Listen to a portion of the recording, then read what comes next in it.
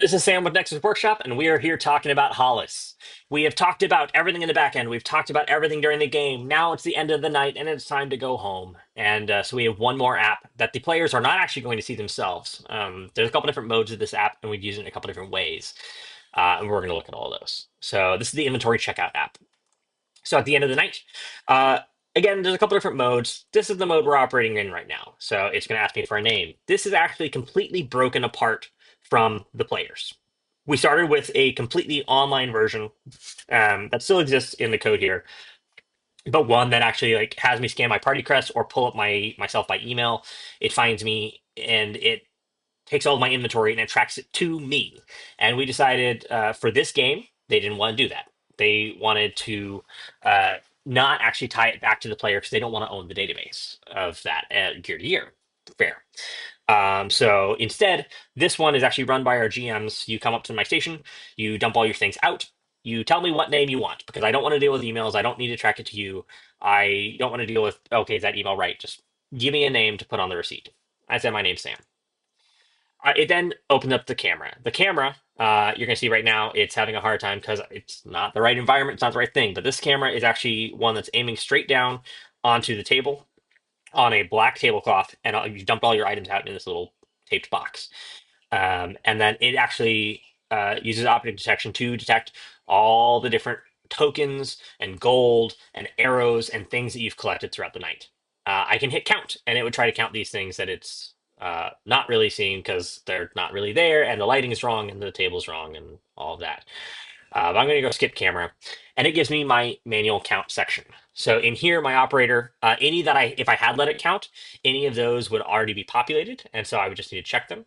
There's also three different main modes for this. There's the one that just goes, and then we have a training mode and a learning mode. In training mode, it's mostly the same, but in training mode, it makes me review everything.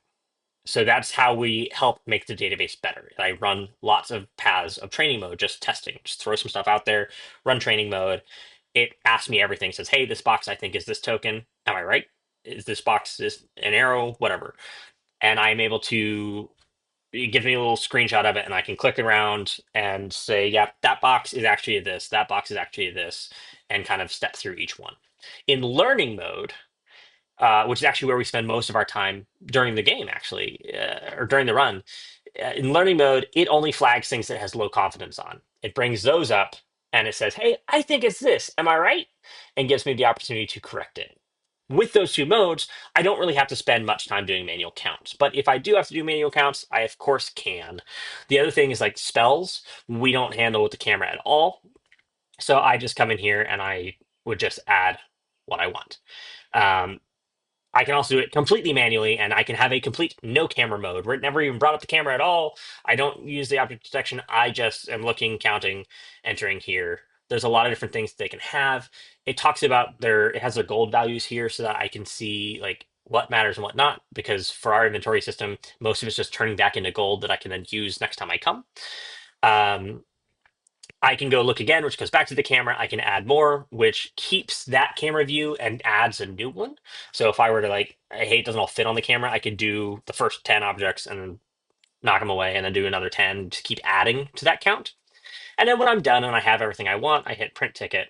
And that is going to use my little receipt printer and it pops this out. Um, gives me this. It pulls my gold value of anything that gets turned into gold, and it gives me my unique things. Tells me when they expire and prints them all out. I can reprint if I have an issue. I can go back and count again, or I can close this out. And that's inventory. The other thing that we have up here, there's a hidden settings menu that opens up to change those modes. And within those modes, I have what's called Adventure Log. That is something that we're going to run on an iPad. So it looks the same. That actually one the players do see.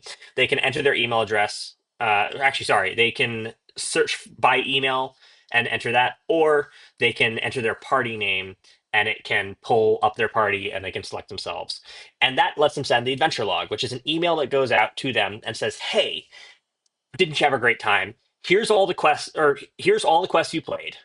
So it gives them that log to help keep track of here's all the things you did, and that little short description. If you remember way back from the database video, the short description that said like that was the one with the fishing, that was the one where you fought the guy, uh, and then it also says, hey, by the way, here's three things you didn't get to do, and it gives the long description. This is when you go on this adventure, you do this thing, and so you have that, and then it says, man, don't that sound awesome?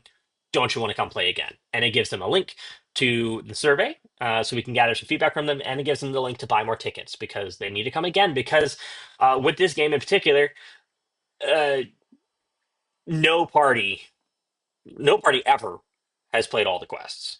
Um, and the average party plays something like a fifth or less of the quests available, and they change every year. So you definitely need to come for multiple nights and come play everything. There's so much content there, and so that adventure log is our way of promoting that and saying, "Hey, this is our last touch point. Get that survey. Get some more tickets sold. Remind you of, man, while you're on this hive, I had a really great time tonight. Remember all the cool things you did, so that you can talk about it later with your friends. And here's all the cool things you didn't do. Don't you want to come again?" And so that's a really great touch point for us. That was inventory checkout. We've got one video left. I'm going to get straight into it.